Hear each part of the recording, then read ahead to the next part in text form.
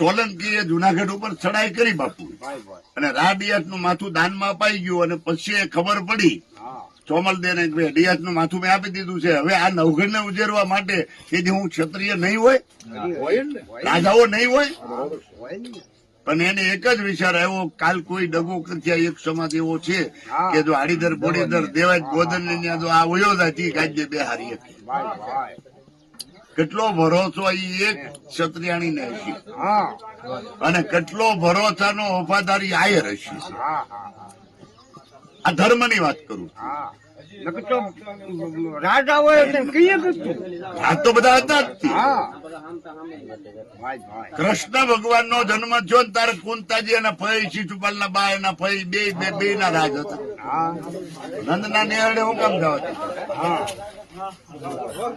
આ સંશોધન જ કરવા ભાઈ, આ લોકોને સમજવાનું છે.